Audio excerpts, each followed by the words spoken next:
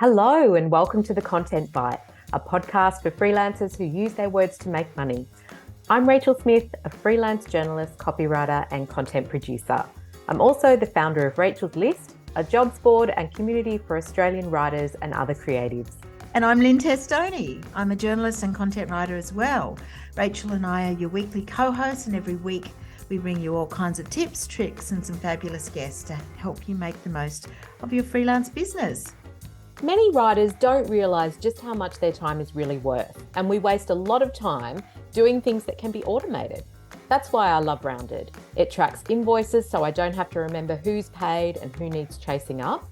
And when I started using Rounded, I realised how much time I'd been wasting on admin, literally hours every week. Now it takes me about 2 minutes to send an invoice. Yeah, and it's worth knowing that you can try Rounded for free. And if you're a gold member of Rachel's List, you're in luck. You can save 20% on any annual Rounded plan.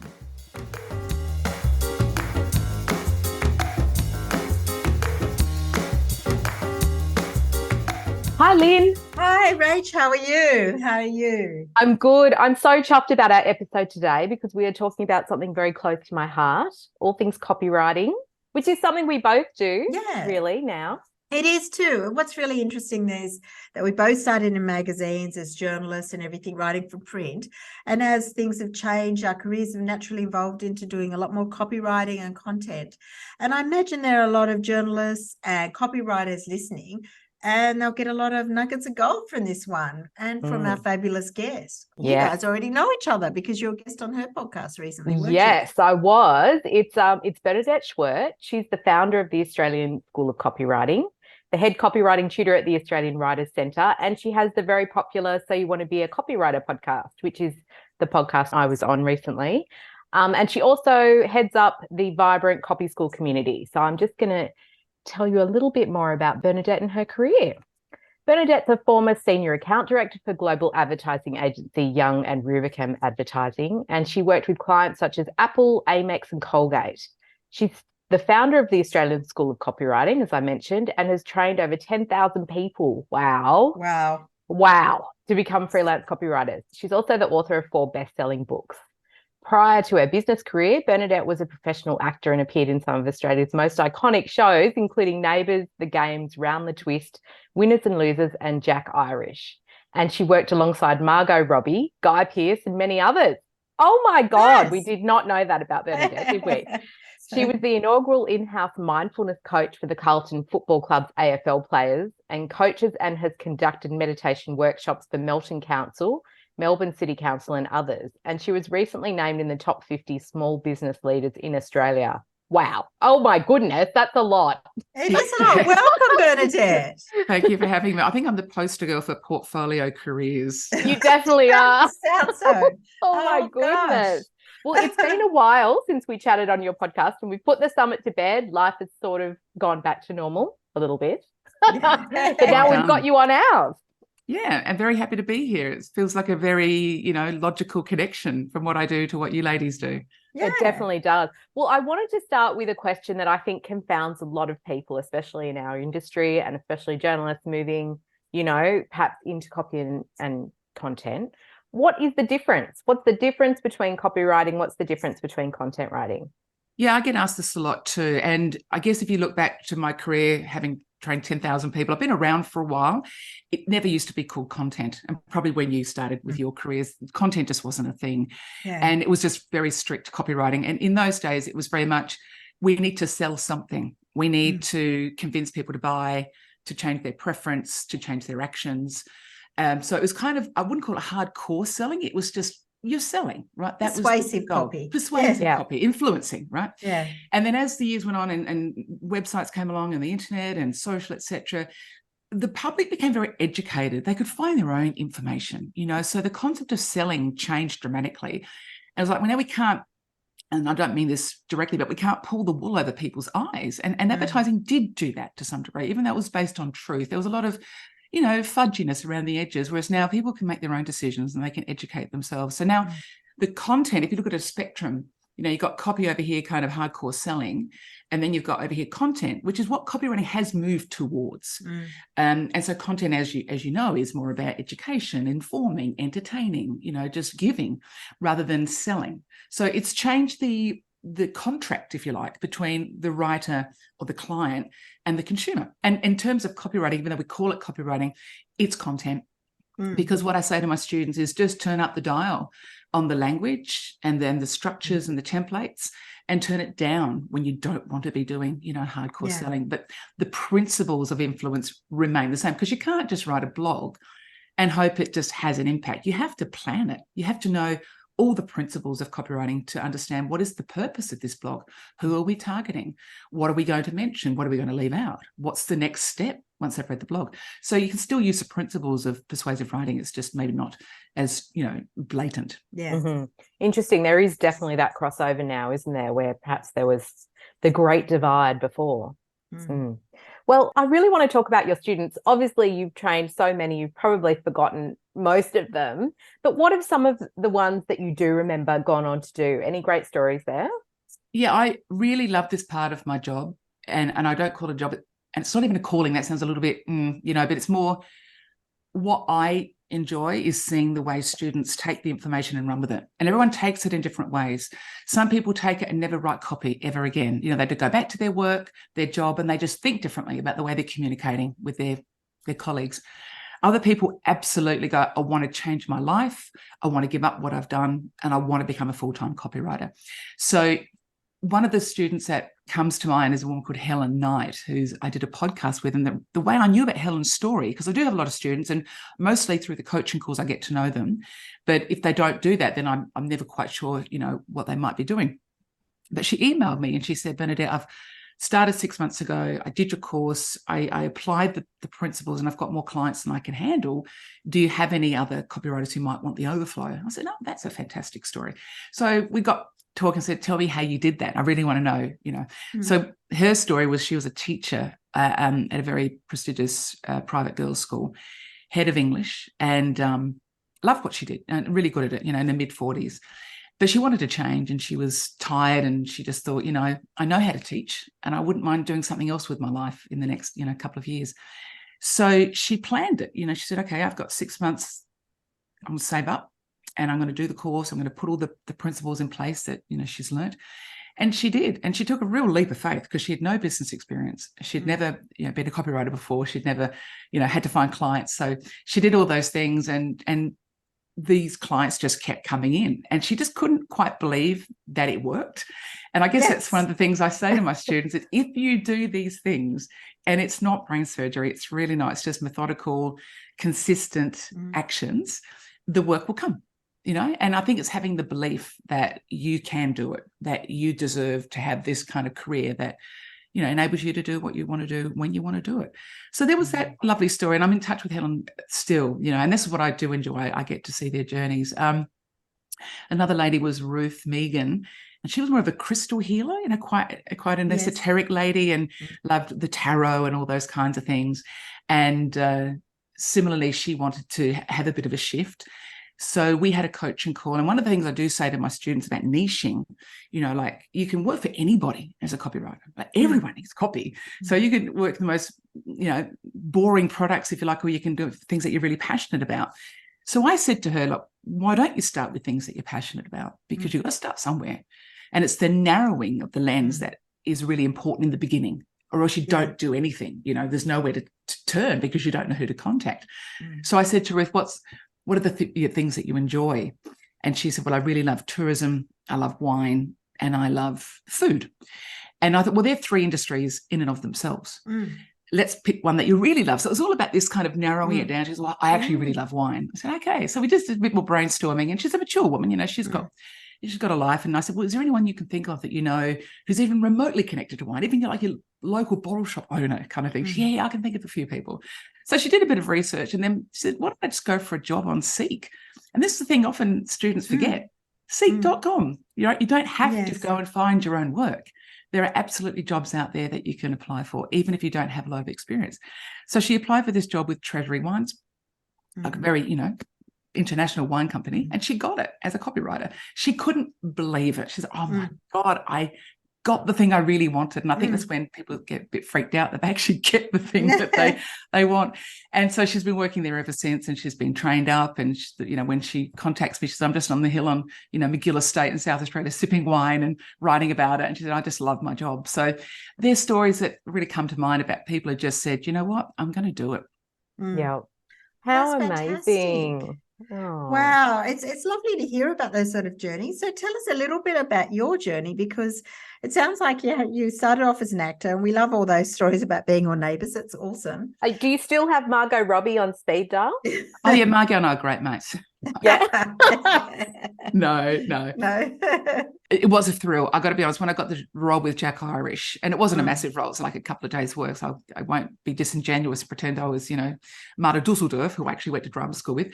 But when my agent said, oh, we got this audition with Jack Irish, and he said, I said, who's playing Jack Irish? There was Guy Pearce, and that my scene would be with Guy. I was absolutely stoked. And when I turned up on set, I couldn't not tell him how much I loved him. It was like, it was so fangirly and so unprofessional, but I just couldn't think straight. So I went up to him before we started work and said, Guy, I know this is really uncool, but I just have to tell you, I love your work. Because I had to get it out of the way, you know, and we had the best day. It was divine, and he was so kind and, you know, so experienced. And there was just this one scene where he didn't have to do a lot, and all he did was breathe.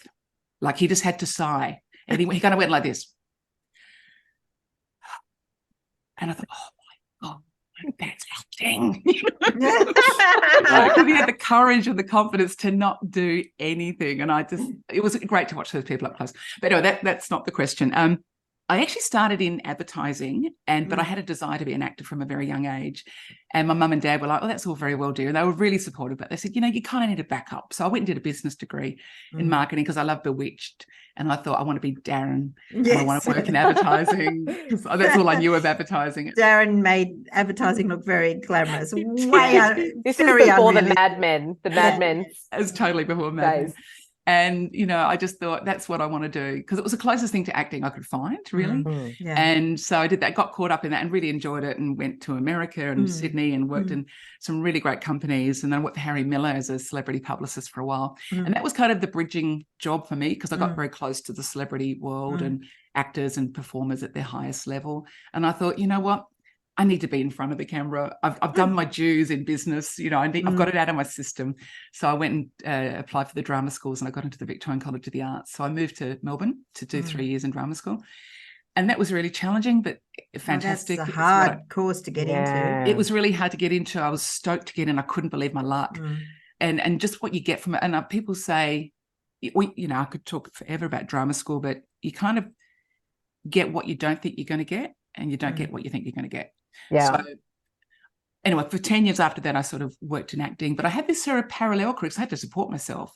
So I was teaching at university. I was lecturing in marketing. That's when I set up Copy School, because I had this short course in the back of my mind, and Melbourne Uni wanted to run it. So we ran it, and it was just a legitimate short course, 6 weeks, and it sold out. And I'm like, wow, this is really interesting. People want to learn how to write copy. And we ran it again, and it sold out, because it was kind of the first private tuition in copywriting outside of the industry, because before then you could only do it through ad school or something. Ad school, exactly. So that was kind of a bit of a revelation that a lot of people actually want to do this. And so I became one of probably the first school in Australia to teach it privately. And that forced me to think, well, what's my process for writing? How do I teach it? Well, how do I write? And I never learned it from anywhere. I did go to ad school as well, but that was way after I was established. So I went to the Melbourne University Library. I remember this thing. I got all the annals, all the best ads in the world for the last 20 years, because they didn't have the internet, right? So I went and I looked at what have they all got in common, these direct marketing ads or flyers or, you know, print ads. And what I discovered, there was this 7-step process that they all had. And it was a bit of a revelation. So, oh my God, that ad's got it as well. So is that. And they're all award-winning ads. So I created my own process, 7 steps to writing copy. And I use that to this day. And that's why I think the course has gone so well, is because people love this paint by numbers approach, that you don't have to be creative. You don't have to be a fantastic writer. You just have to follow this step-by-step guide, and it would just short circuit all the decisions that you need to make as a as a copywriter. So that's kind of how their copywriting began, or the copywriting school. And then I built my own website, $10,000 when it costs like $500 now. Yeah. And that was all still home study course, sending it out to people. And then it, of course, became an online course. And then I started to think, how are people marketing their online businesses? And so I rang up a few people that I was impressed by, and I thought, can I just come and interview you about how you've done it? And they were online retailers, like big names like Kogan, and they were very generous. I just brought a camera crew with me, and I said, I don't know what we're going to do with this. It's probably going to end up with some kind of chat show thing, but they were very generous. So I interviewed all these people about how they did it, because I was interested in how I could use that, and learn from my own business. And that became a chat show called Secrets of Online Entrepreneurs, which Fairfax commissioned. And that led to a book called Secrets of Online Entrepreneurs. And that led to a second book. So I was out there interviewing all these people, because as a journalist, copywriter, you're nosy, right? You want to know how people have succeeded. And that really fed me and kept me engaged and motivated for my own business. And then that led to a ghostwriting opportunity for Cat of the Decade with Gabby Leibovich, founder of Cat of the Day. And then that led to another one I can't talk about, and then another one called How to Build a Business Others Want to Buy by a Coach. And then that led to the next one, which is How to Build a $1 billion Business with Rolex Sally, who's a ex or former CEO of Vitamins, Swiss Vitamins. So that's kind of the journey of this really crazy career, where it all started with, advertising. It's interesting. But you're still working as a copywriter. Absolutely. I have to write my show notes for my podcast. I have to write the back of the blurb for the books. I write 80,000 words for books, which is just an extended copywriting job as far as I'm concerned. And so I guess what I say to people is, even if you don't want to be a copywriter in that traditional sense, just the basics of learning how to persuade and be influential and use your words to bring people along the journey. And it is a mindset, and it's a series of questions that you have to ask yourself. That's such a powerful skill. And I don't know why it's not taught in schools. In this day and age, when we've got people have to really work out what they want to do, and they have to pitch and find their own career paths, because there's so many options. I'm just at a loss as to why schools don't teach the art of copywriting, even though they teach persuasive writing. I know they absolutely do that, and they do their best. This is not having to go at teachers at all. It's more about, let's give these young people 21st century skills, that they can absolutely use. So when they go to a job interview, they're thinking not about what I want to say, so what do they want to hear? And how can I match that with my skill set? So even in job interviews, once you, get the job, how can you get people to see your point of view? Yeah, absolutely. Wow, such an interesting journey. I love the twists and turns in the portfolio part of it, because I think that's what Rachel and I do. And in fact, I think most successful writers do. We're not restricted to one niche, one particular medium. You need to mix it up a little bit, don't you? And also there's that sense of, you're still on the tools, you're still, taking on clients while you help, other people build their copywriting businesses. And in a way, I feel like that's really important for somebody who trains other people, because you're constantly seeing the changes and you're incorporating them as you go. And I think that's great. But of course, everybody who is listening, or a lot of writers who are listening, a lot of copywriters will know you from So You Want to Be a Copywriter podcast, which is sort of co-branded with the Australian Writers Centre. You're also very famous for your copywriting courses there, and you run Copy School, which is a separate entity. But talk to us a bit about your collaboration with Valerie and the Writers Centre. Yeah, it's been a wonderful partnership with Valerie and myself. The way we work is I have my own courses which I deliver, and then Valerie also uses that same content, but she delivers it in a different way. And that's been their strength too. They're 5-week, generally 5-week courses. It's once a week you do that module, you do your homework, the tutor gives the feedback. It's very direct, it's very engaged. You've got that community as well. So you've got those, if you want to engage with the other students. And it's nice and short, sharp as well. It's not extended. So if you've got that sense of you've got to do it. So that's a nice thing for people as well. So that's the premise of the way that course gets delivered. And my courses are similar content, maybe just a bit more extended, and it's also instant. You can get it all when you want it. You get to hold on to it forever. You get coaching with me or one of my coaches. So it's a little bit more personalized, a little bit more customized, if you like, for people who just don't want to do that particular assignment. You know, we can work on their own work. We can look at the work they might be doing for their business or for their clients. So it's just a slightly different mechanism for delivery. Yeah. So do you think that anyone can learn to be a copywriter, or are there people that are not cut out for it? You know, I think you can learn anything. I think there are some people who are more predisposed to copywriting in the sense that the way they think or the way that they write. I think also we overrate talent a little bit. I think often there's other skills coming into play that really do determine success. And so I've had students, for example, who are brilliant writers. Like, I'm not the best writer in the world at all. I've got students who are better than me, without a doubt. Okay, I've had more experience. So I'm at, you know, there's a sort of element there. But from what I'm reading, I'm going, oh God, this is amazing. And I'm really clear about that. So you have got the goods, right? Do not let talent or your belief in yourself, you know, negate that. But they don't get work because they don't know the business of copywriting. You know, you've got to get a client, you've got to negotiate the fee, you've got to deliver, you've got to massage the client, you've got to deal with the, you know, pushback if they don't like it. You've got to build your business, right? So there's all that some people are not cut out for, that entrepreneurial gene. So I say to them, well, go and work for a company as a copywriter, or go and work 3 days a week with an agency. You know, there's other ways of managing that without having to be this entrepreneur. But then you've got other people who aren't necessarily gifted, you know, as I was just saying, some people are, and you can see that, you know, it's just a bit clunky or it's whatever, but they still can do it.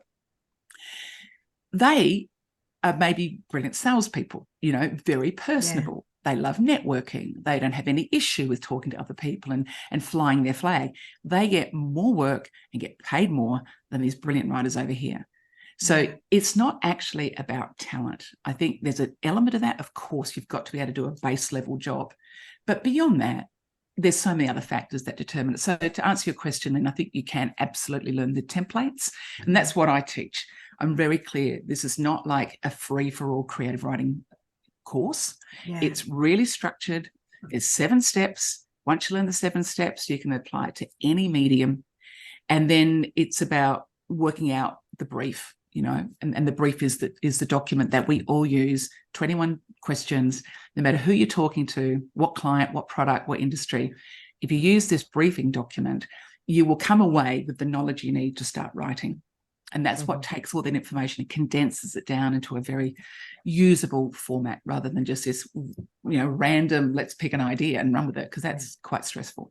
So it's so methodical, isn't it? I know that Belinda Weaver talks about it in a similar way, like how methodical copywriting is and how it's a structure and you learn it, and it's not about being a brilliant writer. So I know that will probably appeal to some people out there who feel that they're not great writers, you know, but they could still learn how to do it, and they might have the other skills that help them to build that business. So I really love that. Well, Belinda's a great example. She was one of my students many years ago. So, you know, she took that information and ran with it and built her own business. So, you know, it's very, and I see a lot of people do that, and it's fantastic. I love to lift people up and help them or encourage them to do their own thing as well. Yeah.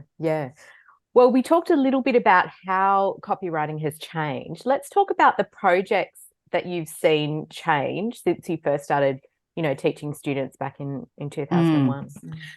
Well, long copy was the go then, you know, big ads, heavy on copy, big ebooks, big white papers and big brochures and 36-page brochures and things like, which we still see, you know, with aged care or, you know, the NDIS, whatever, you know, there's massive amounts of content coming through. But over the years, as I said earlier, the need to educate is probably more of the preference rather than selling. So it's got shorter, and people, I wouldn't say they're smarter, but it's a bit like movies, you know, movies move a lot quickly now. The edits are quicker. If you look at the movies from the 1950s, they're drawn out, you know. So it's a bit like that with copy. It was like, get to it, get to the point. Obviously, clickbait is a thing. We have to live with that. And sometimes things get reduced down to warning or, you know, attention and all those kinds of things that spark the adrenaline in a heart. So I think it's more about the shape of the pieces, you know. They're shorter, they're more punchy, and more grabby, you know. So it has dumbed down, I think, to some degree. Like the copywriters of old, the old style copywriters that are my friends still, they had to work hard, you know, to understand insurance or a financial product or, you know, engineering thing, because They didn't have the internet to do their research. They had to do it all themselves. So it sounds like a bit old schooly now, but you just had to be a little bit more detailed. We don't have to be as detailed now. But on the other hand, to be short, you need to know it a lot, right? You can't just do short without knowing it. You have to pick out the bits that you are have to pick out, you know, Mark Twain said, I would have written you a shorter letter, but I didn't have the time. So in that respect, short is actually very difficult to do. So yeah, it's kind of hard. It's kind of easy, but it's kind of hard at the same time. I think the volume of information we have as copywriters to work with, the research can be overwhelming. And that's another thing I say to my students is don't get caught up in the research. You could research for days. And we do love research. That's the nature of copywriters. You know, we love delving. It's like, well, you got to bring it back and start actually narrowing it down. And that's why I use my 7-step process where I say, okay, get your word count first. Don't move a muscle on any project until you've got a word count, because it's impossible to write. You know, think about a 1,000-word piece versus 7,000-word piece, or even a 50-word piece. You will do it very differently based on what the word count is. So you've got to get your word count first. Get your opening line, your headline, the how-to. Even if it's not going to be a how-to, use a how-to formula to get to the nub of this. What is the argument that we're making? And then you move down to the bottom line of the piece. So what's the next call to action? What do we want this reader to do? So once you know these, the container, as I call it, the top and the bottom, you go, okay, well, then that I've got 1,000 words. How do I share this message in the most effective way? Using, you know. That's probably the key, the difference between a journalist and a copywriter. Do you think that sort of creating that sense of urgency or the call to action? Where would you start if you're moving from that sort of journalism to copywriting? How would you do it? Yes. Follow these sort of templates? Yeah, I have tons of friends who are journalists, and for some reason, you know, not for some reason, it's a very connected industry. And it makes sense that journalists are going to explore copywriting. The difference, the journalists I've had who've been my students, I have to say to them, you can be creative. You can let go of the need to be factual and 100% accurate, even though we've got to be accurate. But, you know what I mean? It's not like reportage. You can actually have some fun with language.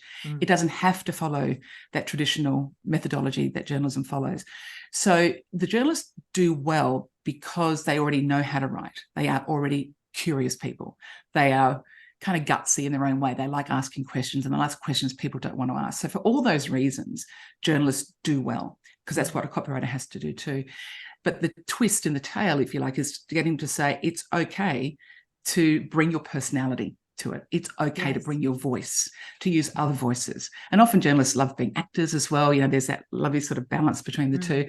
So they kind of go, oh, you mean I can actually have fun with my words? Okay, absolutely. You know, you can really enjoy this. So it's, again, within the templated structure, but yeah, you don't have to follow the rules. You don't have to do both sides of the story. You know, it's got a purpose. It's got to sell something. It's got to change an opinion. And that's the difference too. You know, a true journalist is not trying to influence a position. They're just trying to report the facts, whereas a copywriter absolutely is one-sided. It's like, we've got a goal to achieve here. We need to achieve it. Let's talk a little bit about the money, because you can make more money, can't you, as a copywriter? Yeah.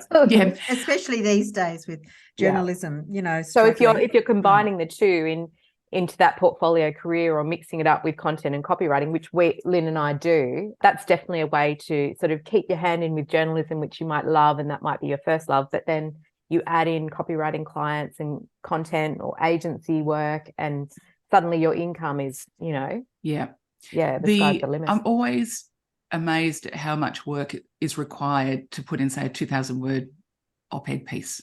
You know, it's huge.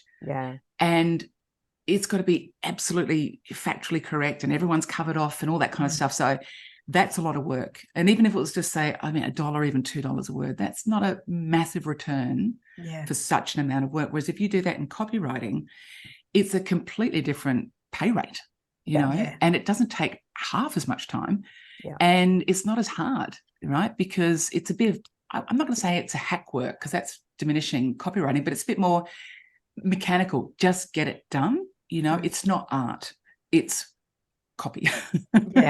So, and you can do lots of jobs. You don't have to, you know, pitch all the time, because you've got a client who needs ongoing work.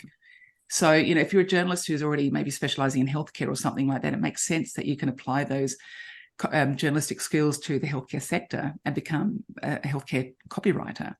And all those skills will absolutely be transferable, but you just be able to do things a lot more quickly and a lot more enjoyably with a higher pay rate. Sounds good, doesn't it? Definitely.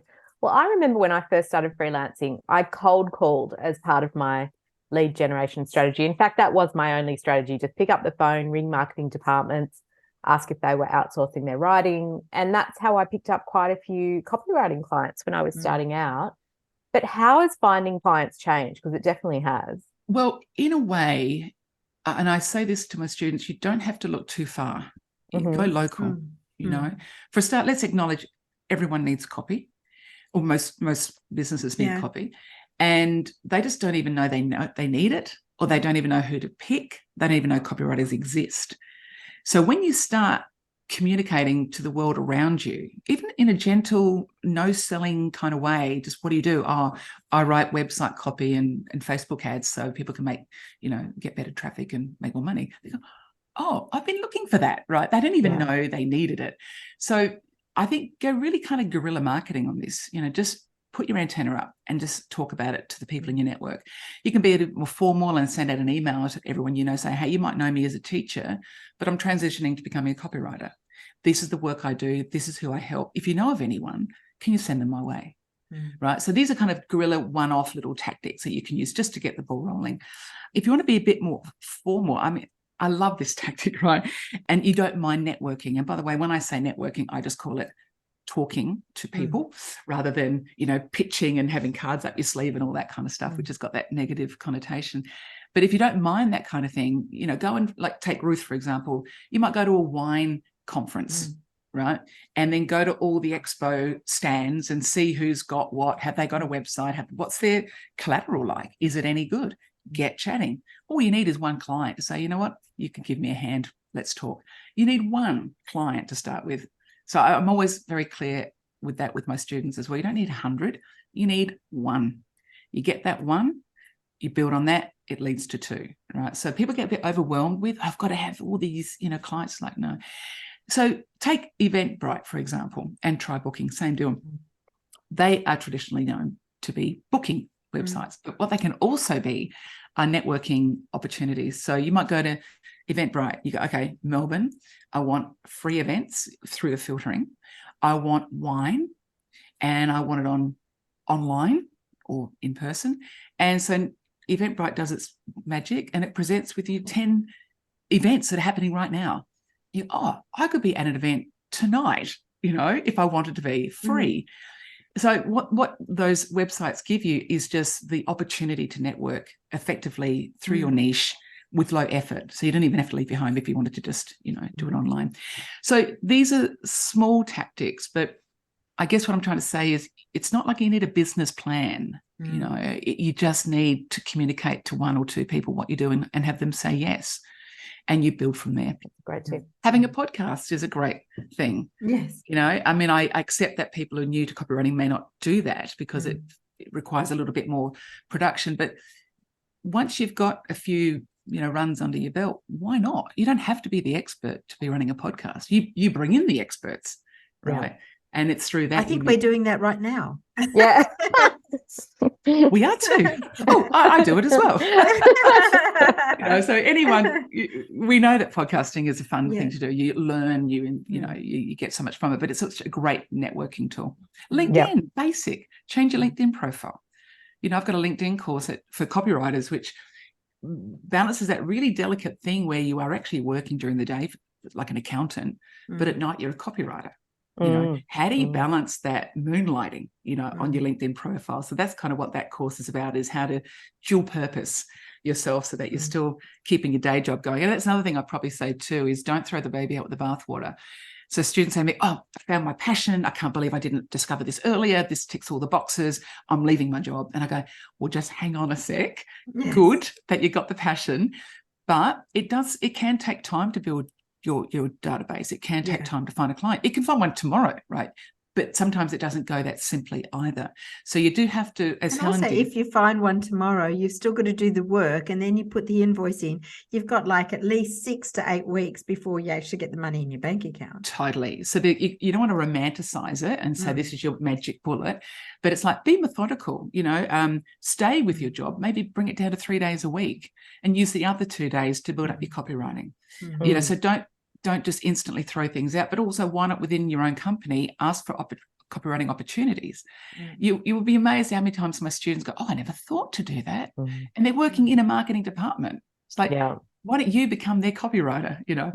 So there's opportunities around you. You just have to open up your antenna and keep that buzzing and get your business card. I'm renowned for this. Get your business card printed, $30.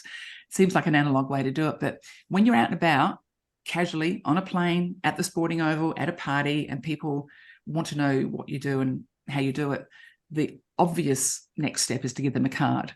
And that, keeps that connection going rather than, oh, look me up on LinkedIn. It's like, well, how do you spell your name? And they'll forget it the next day anyway. So, the cards are powerful because they become an instant connection.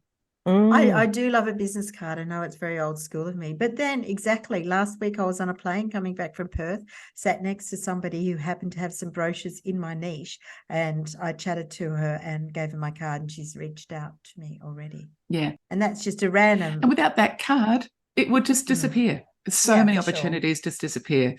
So I'm a big fan of the card. Well, you mentioned like new copywriters just earlier. I'd love to know the mistakes that these newbie copywriters, the mistakes that you see people make a lot, that perhaps anyone who's listening can sidestep. Yes. Having coached for a long time, I see the patterns, and I'm very passionate about helping people step through that because they're so avoidable. So belief, confidence is the number one thing. We see that a lot. Probably, it's amazing. Often it's women, but we get guys absolute too, but women are predominantly in the zone for copywriting.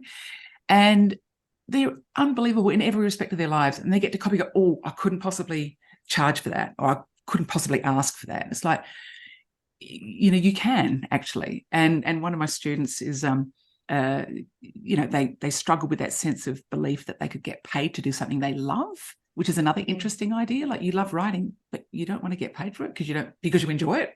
Bizarre. But I said, imagine if a plumber, came to your house and you expected them to do that for free. It's like, that's what we do with copywriting. So, I'll just write for free because I enjoy it and I don't want to, be too pushy. Plumbers don't work for free. You're not going to clean your drains out for nothing. And you don't expect them to either. So I ask my students to be a bit more tradesman-like, about their approach, and say, no, it's a skill, it's a craft. It's taken you 20, 30 years to develop that. Just because you enjoy doing it or you're good at it doesn't mean you shouldn't be paid for it. So that's number one, is belief. Also, you don't have to be brilliant. Like I said, every piece that you do does not have to be the Pulitzer Prize worthy. It's just a piece of copy. Get it done, get it out. You may not love it, but it's probably going to be better than what the client could have ever done.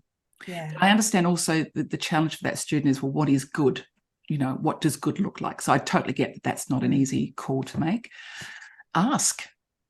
There's always that moment. I bet you ladies find this too, being your own business owners, where you've got an opportunity with someone that you're talking to and you think, oh, I could really do that. I could help them with that thing. And you don't want to be pushy, because I'm not, despite what I might look like, I'm not actually a very pushy person. I don't think I am. But anyway, some might think I am. But I go, oh, I'd love to ask for that, but I don't want to be seen as pushy.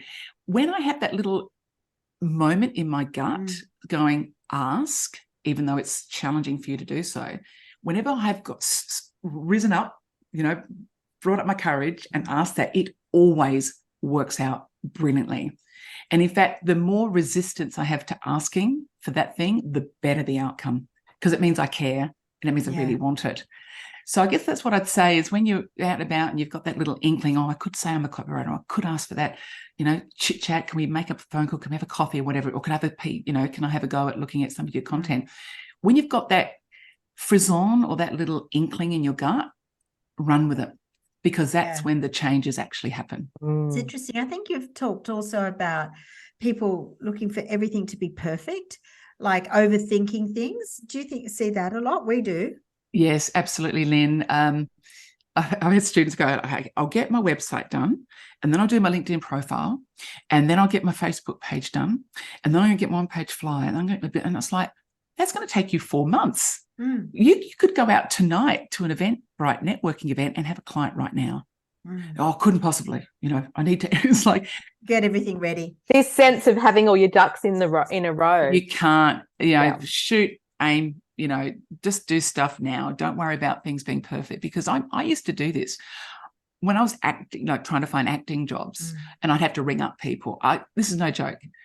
I get, into the to my office, wherever I was, and I go, oh, I couldn't possibly ring this agent at 9:15 because they're probably having coffee right now. I'll wait till it's 10 o'clock. I couldn't wait till 10 because they're probably having, probably in a meeting now. So I had all these really weird parameters about when it was appropriate to do something, which of course is all self-inflicted. And, I never did. That's one thing I regret, is I could have been a lot more assertive about what I wanted to do when I was younger. And I let my own sense of, the way I looked, my talent, my belief in myself, I let that really draw me down. And I think now I admire these young women who are absolutely out there on social media and flourishing and promoting themselves. I think, go girl, knock yourself out, because that's not something I could have done at that age. Yeah. When you're talking about mastering copy that sells, I mean, you've talked a little bit about niching. Do you encourage your students to find a niche? I mean, I'm a big believer in niching. Rachel likes to think of herself as more of a generalist, but what do you think about niching and finding it? Yeah, this is a very common question too, in that you don't have to niche. Okay. And even if you do say you niche and someone else comes along with a non-niche opportunity, say yes, right? It's not like you're locked in with this concrete box. The reason I suggest students niche at the beginning is simply to help you fine-tune your networking opportunities, to work out where you placed your energies. Because if you say, I love all things and I love all products, well, what do you do next? Whereas if you say, okay, healthcare, I'm a nurse, or I've been a dental assistant, I've been a dentist, I've been a doctor, I've been a physio, or I've worked in, admin for contracts for an NDIS provider, whatever that connection to health might be, something. And if you're happy to work within that, then that's a good place to start. So, the hedgehog complex from Jim Collins, good to great. It's like, what are my 3 circles? What am I really good at? What do I love? What pays? So when you get those 3 circles and you find the sweet spot in the middle, that's your niche. Yeah. So for Ruth, it was like she really loves wine. She knows a lot about it, and it pays. It's an industry that can pay, for copywriters. So for her, that was the sweet spot. So I get my students to do that. And that is really powerful, because they go, oh, I love pets. I love writing, and the pet industry is booming. Therefore, pet stores or online pet retailers or pet, vets or whatever is my niche. So it doesn't take long to take all these, factors that might be rolling around in your head and going, okay, put the 3 circles together, find the spot. And even say, take healthcare. If you really blow that up, that's a massive industry. It could be, as I said, NDIS is massive. My mum's she's an aged person. So we've had to deal with my aged care and NDIS, not NDIS necessarily, but, the aged care sector. It's a huge industry. Just getting handyman in to put up a bath rail, or the physio to come in. So we've been going to physios and podiatrists, and I'm looking around going, oh, they need good copy. Yes. So what I'm also saying is, whatever stage of life you're at, like I'm helping my mum with this stuff. So if I was in the market, I'll be doing healthcare for the aged care sector. But it might be that you're a parent and you're seeing the childcare sector, and you're seeing the play castle people and the party date people. You're thinking, gee, they could really improve their copy. So it's where you're at your point in life. What do you know about? What do you care about? What could you add? Where are things not going as well as they could? That's your opportunity. I love that. And also, I think you mentioned, looking for associations of those that you want to work for. So say you're a physio. I think we had a great blog post on Rachel's list about this. Sophia Auld. I don't know if she's been one of your students, Bernadette. The name rings a bell. I'm not sure. I couldn't say for sure, but the name definitely rings a bell. Yeah, she was a physio for 20 years or something, and then decided to become a copywriter and wanted to turn her back completely on the physio healthcare world.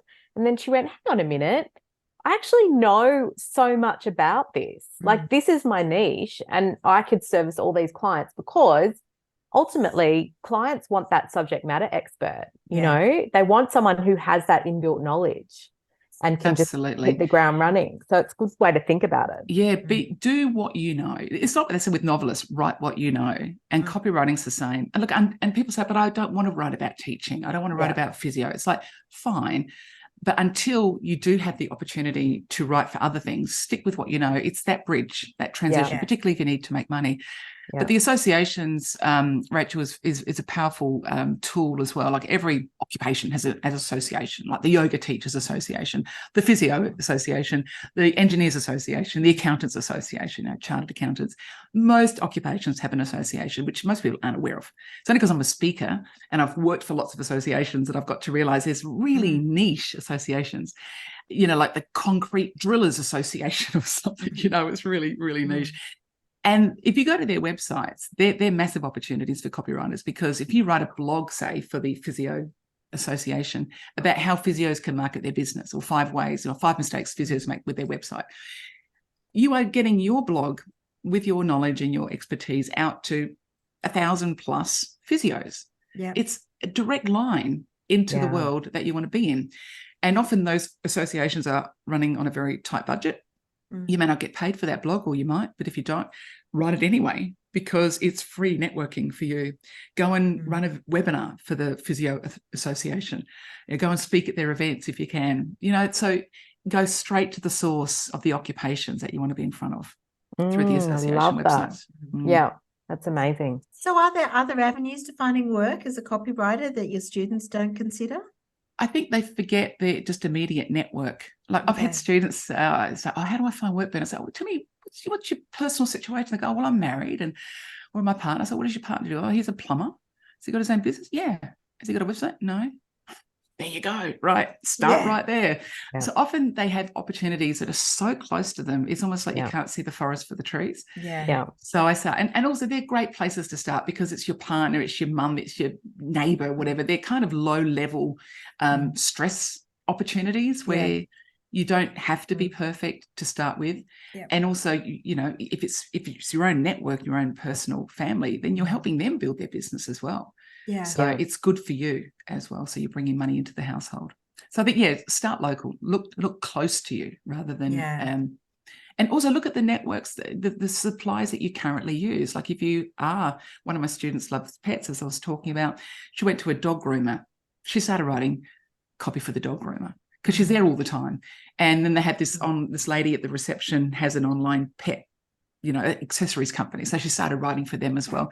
So once you start getting the confidence to ask for it and do it, then you'll start to see opportunities around you. But you need that first gig. I think that's an important thing to make. Don't leave it too long to get that first piece up and running. Also, like, I think having the community, are you a big fan of, you know, finding your tribe when you're a copywriter, because that can lead to the overflow work that you might not have gotten and that sort of thing? Absolutely. I know that a lot of copywriters don't like working on their own. You know, that sense of isolation can be a bit disconcerting. So that's why I have a copy club. You know, it's a community that people can join where they get to connect and find their tribe. And I've got this job, I can't do it. Can anyone else help? You know, all that kind of stuff happens. But also think about strategic alliances as well, where, you know, rather than you go and find one client at a time, you know, why not go and connect with a web developer who's got possibly 20 clients that they're already working with. They're already qualified because they're paying for a website. They need copy. And the web developer is thinking, well, I don't write copy.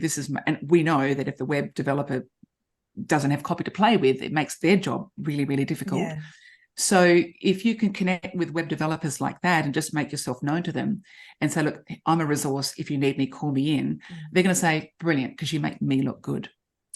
And they do the qualifying, and you can even, you know, have your services packaged up by the web developer so that you don't have to do the business development. So you could use that with graphic designers as well, business coaches, marketing coaches.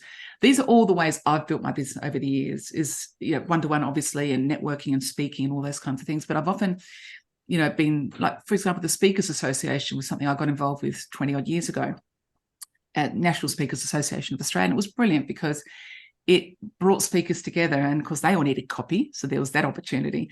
But it made me realize that you need to hang out with people in your industry. You need to share your stories, your war stories, your celebrations, and say, God, the feedback, can I just read you the feedback they gave me? Or, we need to know that what's happening for me has happened to somebody else, so that it doesn't become about you and you think, oh, I'm not going to do this again. Because I have had students, one guy, beautiful Luke, he'd started my course back in the early days.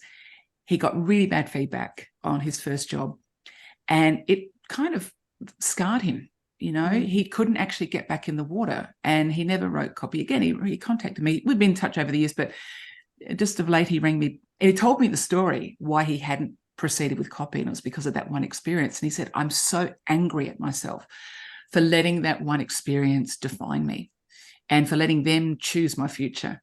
And I thought that was a really good point, because the only person who got hurt in that was him. He allowed that feedback to define his future. And he said, I wasted 10 years. I could have been a professional copywriter by now, instead of doing all this other stuff that's kind of, not quite his passion. So I would say that don't let those early experiences take you off track, because it can happen. With acting, it happens to a lot of actors. They get a bad experience or bad critic or whatever. And it's really common. So I just want people to know, bad feedback comes. It's not about you. Okay, you could have done better, but maybe the client could have given you a better brief. Maybe you didn't have the confidence to ask more specific questions or ask for more time. A whole range of reasons why a job doesn't go well. But don't let that stop you from being who you want to be, because if 10 years time, you're going to look back and think, that woman, who was she? What happened to her anyway? She was completely irrelevant in my life. And yet I let her define my future. Yeah, I love that. We could talk to you all day, but I just want to quickly talk to you about cherry picking what you want to learn. That was something that came up at the summit. Valerie Koo talked about micro-credentials, which I think makes education so much more accessible for all of us. So what do you think copywriters should be focusing their efforts on these days when it comes to upskilling? Yes, lovely question. I think micro-credentialing is the go, right? And I don't want to sound anti-uni, because I'm not, but I often get students say, should I go and do a marketing degree? Should I go and do a communications degree, a journalism degree? And I'm like, well, you got to do what you got to do. I can't be your career counsellor. What I can tell you is that you don't need to do a 3-year degree in marketing to become a copywriter. You do not need to do that. They don't even teach copywriting at uni. I'm the lecturer at uni brought in to do the elective on copywriting, which always amazes me that it's not even a core foundational skill. It might be now, but for many years it hasn't been. So, from a copywriting perspective, copywriting is a micro credential, so you can add that to your kit bag. You can add email marketing to your kit bag. And that's a course that we've got. And it's so critical. Even people say, oh, email's dead. It is so not dead. When did you not read your email? You check your emails every day, right? And it's not just email, it's the whole digital marketing ecosystem. And that's why that course is particularly useful, because you can't just write one email and hope that it works. You've got to have the whole kind of journey of the lead generation, and then the landing page, and then the downloadable lead magnet, and then they're on the list, and then you've got to nurture it, and then you do the welcome, and so on and so forth. So that sort of digital marketing overview is very important, that you can't just write one thing now. I think you as a copywriter need to have a very good grasp of digital marketing in general. And of course, email is the essence of that. So once you know that whole ecosystem from where to go, about how a customer comes into your funnel and how they exit the funnel and then become a loyal customer. If you know that journey from a digital perspective and a copywriting perspective, you'll be very valuable, because a lot of people don't understand email marketing. They don't use their email nearly as effectively as they could. And so therefore they rely on paying for social media ads, paying pay-per-click. They spend a lot of money when they could double down on their existing database. So I think that digital marketing, email marketing, that perspective is very important. I think even just about personal branding, being able to get out there and present yourself and know what your pitch is, and be able to speak with authority on your topic, be invited to be a guest on things like this. These are wonderful opportunities to up your author profile. Got to get your website up. So you've got to have a little bit of a knowledge about website development, or know at least a website developer that you can connect with. So LinkedIn, you've got to have micro credentials in LinkedIn if you want to play that game. And you can choose your little specialties as well, like AI. You could become a specialist AI copywriter. We haven't talked about that, but that's obviously a massive component of the future. So you need to be playing in that sandpit. I'm not saying you need to be a coder, but you need to be using that software in order to become more effective and efficient. I use it. I encourage my students to use it. I don't think it's a replacement for copywriters, but I absolutely love it, because I might be writing something that's a bit clunky, plug it in, comes back, then I massage it. But you've got to know what to plug in to chat, right? You've got to know what the brief is. Sure. You've got to understand what the dimensions of the job is. What are we actually writing here? And that would be another thing I'd probably say is strategy. As a copywriter, you can't just be a one-off, I'm just going to take a brief and write a social post. You've got to actually know, what's the bigger picture here? How does this fit in to this company's wider objective? So I think knowing about marketing strategy is helpful as well. Yeah. Amazing. Oh my God, Bernadette, this has been so brilliant. So Thank good. you. So Thank interesting. you. My absolute pleasure. Thank you for the lovely questions and your interest and being so receptive. Thank you. It's lovely to be here. Tell us where people can find out more about you and all the different things that you do. And your courses. Yes, you can go to copyschool.com, and that will share all the information of the courses that we run. You can also, if you want to know how much you could be paid as a copywriter, you can get our pay guide, our pay rate guide. So you can email me at info@copyschool.com. And BernadetteSchwerdt.com.au is also my personal website, where you can see my books and my training and all those kinds of things with presentation skills. So they're probably the best ways to get in touch. Fabulous. Fantastic. Thank you so much for being a guest. Honestly, my head's full of all sorts of interesting ideas and tips. It's lovely, which is fantastic, very inspiring. Yeah, absolutely. But that brings us to the end of the show this week. And so thanks to everyone listening, and Bernadette, of course, for joining us. So don't forget to leave a rating or review on your podcast app. Yes. And we'll pop the show notes in with links to where you can find Bernadette, and also where you can track down her courses and her fabulous podcast as well. So check that out. Yeah, and I should say thanks again to our sponsors, rounded.com.au, because they're easy in accounting and invoicing software, and they're just made for Australian freelancers and sole traders. So go to rounded.com.au. And we will see you next week, won't we? Yes, for sure. Absolutely. Yeah. All right. Thanks, everybody. Thank you. Bye. Bye.